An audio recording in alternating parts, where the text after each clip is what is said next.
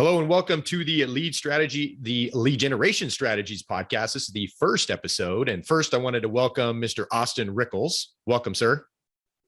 Thank you. Glad to be here. And Austin is we've been talking for what, over a year and a half now, I think, right? Yeah, gotta be. Yeah, it started off where I was going through some merger acquisition training, and so we had met and connected over LinkedIn. And then from there, I think we've developed pretty good relationships. First, it started with like one conversation a month or 6 weeks. And then it turned into every other week, and then it turned into every week and stuff. And so we get to catch up on life. We talk about business, and I just thought, would it be kind of cool to have to be a fly on the wall in some of the conversations that we talk about. So this video is going to be all about Austin and what he's been up to, his digital marketing chops and things like that. So let me ask the first question. So go back. We've talked a lot about this in our conversations, but start from the beginning. Where did you start to get those digital marketing chops? What did that look like? Well, it actually started as just an unpaid internship. I was still in school, got thrown into the ad ops world, and it was actually pretty funny. My first interview for my internship, talked to my old boss, 30 straight minutes. Mm-hmm. Got off the phone, wound up, just calling my dad. I was 22 years old, excited. He goes, "What are you going to be doing?" I said, "I have no idea, but I got it." And so talk about ad ops. So what does that look like for those out there that don't know what that is? Yeah, so that is specifically for the publisher side. So ad ops is the optimizations of the ad units on a website, and the optimizations of the placements of each ad unit, getting ad demand, and generating the most revenue possible for a website. And so who are the best clients for ad ops? From my personal experience, I love, niche doesn't really matter, but any site that has consistent, fresh content. Mm-hmm. And so that allows, the publisher to be able to either send traffic from email or social or anything.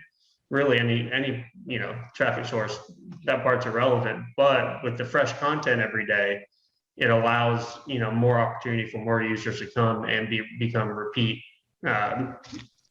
just a repeated audience. Mm-hmm. More page views every day, and keep it going. Now, give us an idea of what the money that people can make with the ad ops. Just give doesn't have to be a crazy amount, but traffic, based on traffic, and when you monetize that traffic with ad ops, what's a round number that these websites that have traffic could be making? Well, typically the industry standard, so the gold standard, is to get what's called a $10 RPM, which is revenue per milli, which really that just means earn $10 for every 1,000 page views you have on your site. So that's kind of like the golden standard. Anything above that, amazing. But really the average, and this will depend on niche and depend on demographics for the audience, but the true average is probably more like a $6 to $8 RPM. So a site that has, maybe they're getting 100,000 visitors a month. So what would that look like? Say like in that $6 to $10 per range. So break that down to, let's see, $6 per 1,000 page views, $6. So 100,000 page views, that'd be, well, without my calculator, what, 600 $600 roughly. Mm-hmm. And then the 100,000 at $10. So you're talking about $1,000 a month. Yep. Yeah. And so the gold standard is about $1,000 in ad revenue per 100,000 page views. Mm-hmm. So those are probably the ideal websites that it would make sense to jump into that. So they're getting about 100,000 page views per month or so. Yeah, that's a good starting point. Mm-hmm. And then, so most of the websites that you've worked in, and you don't have to, again, we don't have to go into the domains or anything like that, but if you're comfortable with going into the niche, because I'd like to ask a couple questions on that. So new sites. So maybe give some examples of some of the new sites. Again, you don't have to mention the names, but just as, new site A, new site B. Mm-hmm. Well, definitely. So I got my start in the specifically conservative news niche. Mm-hmm. And, with news sites, most publishers can bust out anywhere between 3 to 15, maybe 20 articles per day. And then a lot of them leverage either social or email to drive traffic to the site. The cool thing about that niche specifically is that due to the demographics and how polarizing that niche can be, the audience base interacts with ads very well. And from my experience, you basically are able to get a much higher RPM on a site from that niche specifically. Mm-hmm. And this works on both sides of the aisle. So for anyone out there, news in general, conservative, liberal, it doesn't matter. You can generate a lot of page views and generate really good ad revenue from there. Mm-hmm. But, I've worked on some sites, and some of our sites right now record page views or record RPMs of $30 to $35. Wow. Way above the norm. And to follow that up, social traffic does tend to perform the worst out of all traffic from an ad perspective, not from a page view perspective, but specifically from ad revenue. Email traffic is where it's at. So in other words, you got a company who is driving traffic from social media to the website, and now you're looking at that specific traffic coming from social media and how well those people are doing on the ads on the site. So whether it's Google AdSense or whatever, there's other ones, I guess, out there where you can set that up. So from that standpoint, the traffic coming from social media does worse. So in relation to, you talked about the 30 to 40 record RPM, right? Yeah, my personal record. I'm sure there are people doing better. Either way, but that's still way above the average. And that's email, right? That's email.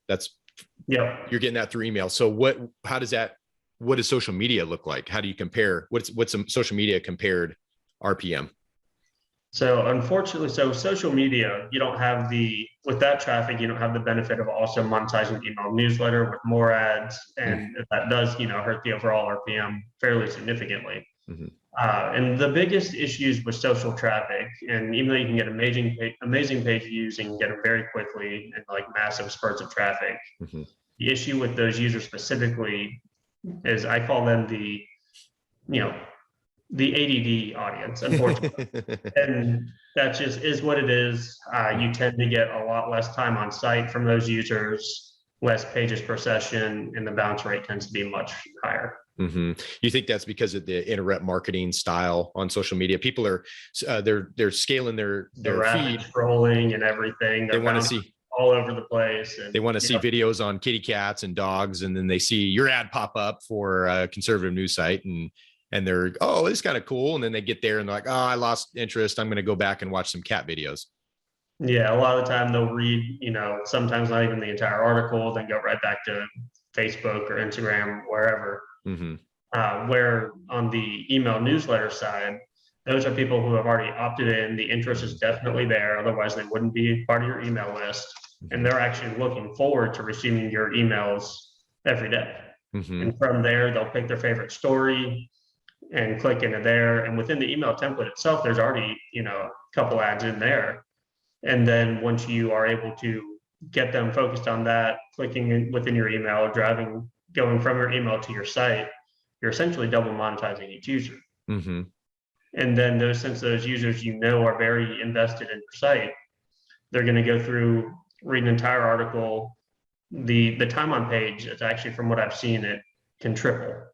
So say you're averaging a minute on page from social, you can get 3 minutes or more from an email user. Mm-hmm. Because then they're also going to another article. It's just they're much more in tune with your brand than someone just popping over from social media real quick. Right. And what I really like about you from the beginning is you're not into politics. Like, you do not follow politics at all. I actually have not read a single article of any of my sites or client sites or anything. I just understand the niche very well. At that, and you're looking at the numbers and the data from a objective point of view, right? It's not that you're being subjective and you're skewing numbers, bias, and this and that. I mean, you're not even you don't even have a pulse on that market at all. You're just getting something come in. You're looking at it from a data standpoint and optimization standpoint. And I think that's a huge thing that you do. I've always admired about you in the work that you're doing. Yeah. Yeah, I very much just focus on the ad revenue statistics, how each unit on page is performing versus, different placements, depending on where that is. Funny thing is sometimes an ad unit at the very bottom of the page will outperform one at the top of the page. So you'll have to go in and see, why is that happening?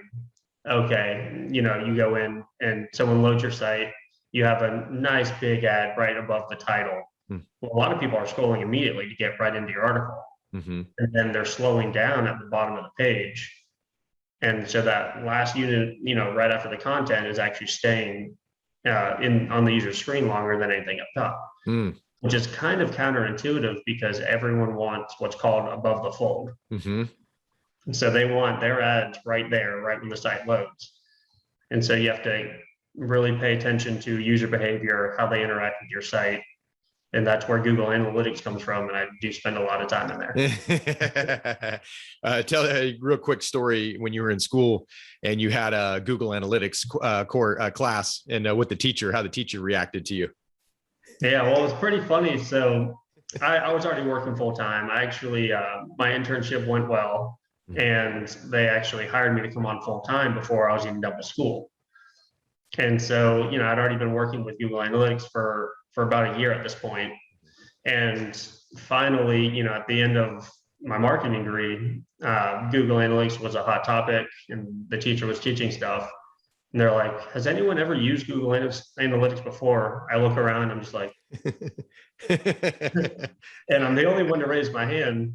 And the teacher's like, tell me more about what you do. And I just went through this whole spiel of, diving in, finding exact, UTMing, URL, going in to see where your traffic's coming from, whether it's source, medium, time on page, from those users, everything. My teacher actually had me go up and demonstrate everything and walk people through Google Analytics. And to me, it didn't really register until after that is something people do have to learn in school and everything to work on within marketing, and really any field within marketing. But to me, it was just so second nature that it caught me off guard that, other people weren't already doing it. Right. And we've had talks about that and how much easier or more sticky it is to learn Google Analytics if you're working on your own sites, right? Most of those other fellow classmates in there didn't have an internship on ad ops like you did, where you actually had the application, you were learning it, but you're also applying it to websites and looking at data and seeing where things are supposed to fit with that. So I would have thought it was hard. I would have been one of those people sitting right next to you and watching you raise your hand, and I never would have had any experience with it. Yeah, the hands-on experience played a huge role in the ability to learn that faster, because not only, because you're forced to interact with it for your job, but when you actually have a site to where you can see on the other side what the analytics means and what they're tied to, it made it just so much easier to understand versus someone who is just diving straight into analytics without any site to reference from. And you mentioned UTM parameters. So talk a little bit, if you can, bring it down to some of those out there that are like, UTM parameters, what the hell is that? Yeah, so UTM parameters, there's a few different options. The main two are source and medium. I typically only use source because it's just for me to keep track of who's sending traffic where, et cetera. Yeah, by email or social media or whatever. And so all that really means is the UTM parameter, hate to go hard jargon here, but it's just, if you ever go to a URL and you see at the end of the URL, there's an extra slug on there. That's just a question mark. Then it'll say UTM_source equals. And then you can put in whatever you want there and say, for example, say email. And then you're able to go into Google Analytics, go to acquisition, and right under acquisition overview within your traffic tab, it'll say source medium. You click on there and then you can see exactly how many page views came directly from email. And it really just allows you to break down your statistics just to another level. Yeah, that's really cool. And I learned that probably a couple of years ago, the power of UTM. And what you're doing with ad ops, where you can speak on the idea of what kind of a viewer is an email person coming from email versus a viewer coming from social media. That's how you can speak on that, because you can, Google Analytics will parse those two out. They'll separate those, and you can look at those with varying graphs, right? You can put one graph in it against the other graph, right? And compare them. And you can see right there what kind of viewer they are. So that's how you're talking on that. One of the other things, so you've talked a lot about email. So there's ad ops, is like you said, you can double monetization of the traffic, right? One is ad ops, so sending them to the website, and then you got the ads there. And then the second one is email. So you do your own emails, you set up those kind of campaigns and things. Talk a little bit about that, the work you do on that. Yeah, absolutely. Yeah, if you can't tell already, I'm a very, very big fan of email and email marketing, email traffic, really just anything. Yep. Whether it's from a content news site or e-commerce, it doesn't matter. I still think, and it's not always a popular opinion, but I still think email is king. Sorry, Facebook. But yeah, so, especially with the news, and like I said before, it doesn't really matter which side of the aisle you sit on. And for me, I couldn't even tell you what's what anyways. But for different social media standpoints, Facebook in particular, Twitter's getting involved with that now. They're really hammering down on all these political news sites because of either biases or you name it. And I'm sure most of you have heard of the whole fake news scenarios and all of that. Regardless what you think there, it's irrelevant to this. Email is a good way to get set up to where A, you can monetize better, and B, you're not dependent upon anyone else for your own traffic. That's the biggest thing for me. Because I've seen Facebook pages get deleted overnight for what seemed to be no reason, for multiple different niches. And then all of a sudden people are left, trying to figure out how to keep making money with their site. So we put a lot of heavy focus into building email lists for ourselves and for our clients to drive traffic specifically. And then you have this ongoing asset that, can never be taken away from you. So you're constantly getting traffic. And I've noticed the best ways, so there's a lot of simple ways to build your email list, whether it's a little pop-up form on your site, anything. But the best ways I've noticed are through polls, petitions, and giveaways. People love interacting with those, especially giveaways. But if you can get into, some sort of polarizing niche, there's always going to be a strong opinion one way or the other. And so that's great for a poll or petition because you're driving emotion to your audience, getting them to engage with you based on that emotion. And then to be able to answer your poll or sign the petition, they have to give you your email. And, just get this out of the way. There's always the disclaimer at the bottom. The users are well aware they're going to be added to a marketing list or an email list for a newsletter or whatever. It's very clear on any of these. But from there, it's just a really good way to secure yourself, your site, or your clients from the worry of social media traffic. Now, so you're saying that if I'm an author and I have my book on Amazon, that I'm good to go? We've had this conversation Amazon before. Actually kick people off as well. Yeah, but talk about from like a customer information standpoint, like keeping your customers' information, right? So yeah, the main reason, so we do a lot of e-commerce as well, and the main reason we actually use Amazon for none of it, like we literally have 0 Amazon stores ourselves. It's all either Shopify or e-commerce, any other platform. Amazon, anything you sell on Amazon, actually, all of your customer information is theirs, not yours. So it's like you're bringing all these customers, you're doing great, and then like you want to remarket to people or anything, you don't have any of their information. Like you might have their name just because you have to fill it, but even then, most of the time, Amazon's doing all that anyways. And so you're just kind of left holding the bag, waiting for the next sale instead of being proactive and expanding on your audience base and trying to resell, get second or third sales from the same people. So from my experience, that really hurts your customer lifetime value because you can't market to them beyond, that initial sale. Right.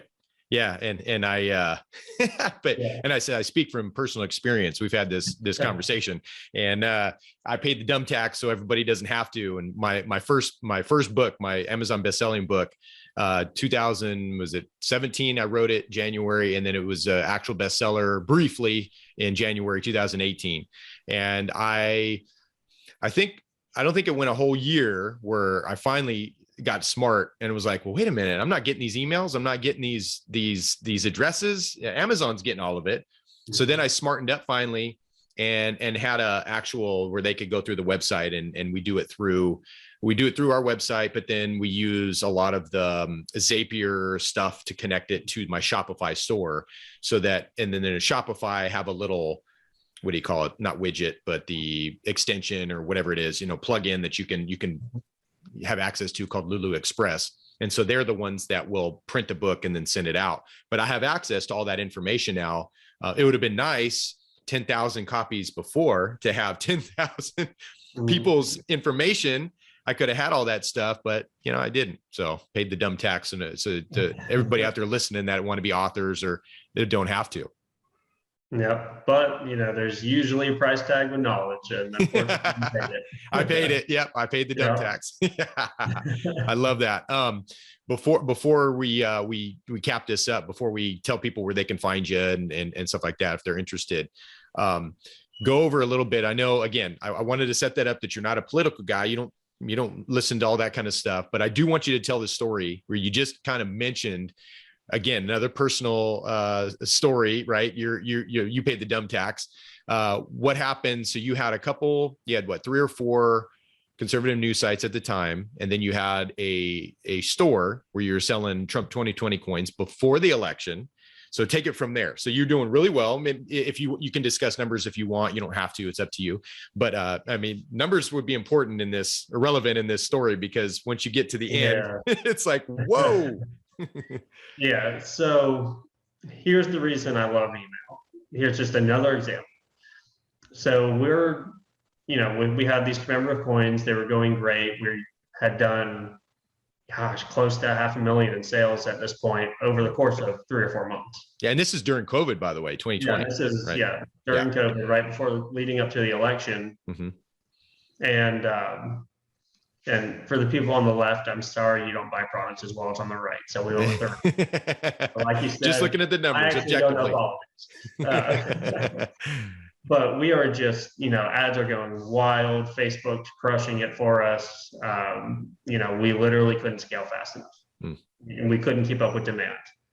And so we did, I think, about $220,000 in sale one month, and then Facebook decides we're going to pause all political advertising, no matter what it's about. And then I remember specifically November 4th, 2020, they paused all of that, shut down all of our ads. They didn't kick us out of our ad account or anything. They just forced us to pause everything. Mm-hmm.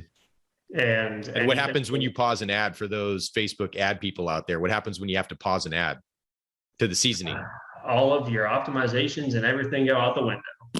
Yeah, you got to start all over again, almost. Not all over, but pretty much. You still at least have your audience and everything in hand, but literally you can have 20 different ads rolling, and each individual ad has their own optimization process. Mm-hmm.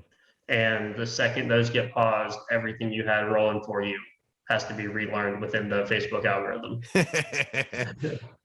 So they hit the pause button there. On November 4th, we went from doing $220,000 in sales the previous month to, I believe it was like 13,000. Wow. Yep. And that was the issue. Like you said, what do you call it? The dumb tax? Yeah. Yeah.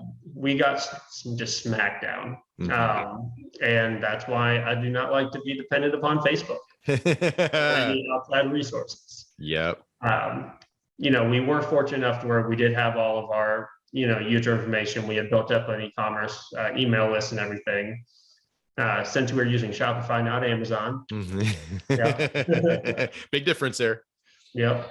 But it got to the point where we're like, okay, what still works within the niche that's not political? Okay, let's commemorate coins to honor our military branches. Mm-hmm. Facebook still told us no. Mm. They wouldn't even let us do that. And the store was not the same until I think it was either late February or early March of this year, 2021, where they finally lifted that pause on political advertising. Mm-hmm. And then we had to let Facebook relearn everything we had already done. Mm-hmm. And that took about another 3 to 4 weeks of just learning, getting the ads set again. And, unfortunately, by then it's almost too late because they paused us during the height of the political season. Right. And people don't know that now, and probably maybe it's changed, but probably about 6-8 months ago, I had heard that now, if you're even, I think it's just one ad set or one ad set is like $1,000 that you'd spend in a week in order to get it optimized. So it's not even optimized until you spend up to $1,000. Or maybe you can get, if you're taking emails, you get 1,000 emails, right? Before you can create a decent lookalike. You got to have at least 1,000 emails. So, I mean, you got to spend a lot of money now. It's not like in the old days when I started on 2015 or 16, and shoot, it was crazy. I was ignorance on fire. I knew enough to be dangerous, but 100 emails and boom, it would spit out this lookalike that lowered your ad rate from like 50 cents per lead. I was trying to get emails down to like 10 cents per lead. It was like, whoa. And then they just changed everything and now set the bar even higher. So it makes it harder for like smaller businesses to even compete. Yeah. Well, that's the unfortunate thing. Facebook, we used to call it the Wild West Facebook days. Yeah. Where you can almost create your entire like traffic network and your reach was just insane. And then now everything is pay to play. Mm-hmm. If you want anything done through Facebook, you want any look, you got to pay just to get in the game and then optimize from there. So yeah, they definitely change up everything. I think I've told you this story. I'm not going to give away the client, but I was doing ad ops and we were making about $500,000 a month in ad revenue for this client. And then Facebook decided to delete their Facebook page and they dropped to $5,000 a month. Whoa. Yeah. Wow. They went from doing, it was 40 or 50 million page views per month to just gone to like maybe 500,000. Crazy. Yeah. So yeah, again, you're building a really good case for email. and if you can, you can get the phone number. That's good too for SMS and text and stuff like that. But yeah. So, well, cool. Austin, thanks for your time. I want you to give people out there want to reach out, want to know more about your services. Where can they find you? Yeah, feel free to go to MainLine.media. That is our website. To clarify, I'm not a web designer. I'm currently getting professional one done. But feel free to reach out at Austin@MainLine.media. That's my direct email. I'm happy to answer any questions. Just give me a shout. And sometimes the bad websites, the people that digital marketing guru types are the better ones because they're spending more time actually in the trenches doing what they do best than actually designing websites. Now, we've grouped together on a couple projects on a gold site project and a crypto one. And so I kind of bring that side, the SEO and the UI UX design and, that kind of thing. So that's kind of why we've gone in on that. But hey, I want to thank you, Austin, for your time today. And I'm sure we'll do plenty of other more tactical and strategic stuff than people getting to know you. But I think this was a good video to do so that people could actually get to know you. Yeah, well, I appreciate it. And yeah, I look forward to going further down the rabbit hole with you. Cool. All right. So we'll talk soon. Yep. Appreciate it. All right. Let me find where is it? Stop recording button. Yeah. See, where is it? There we go.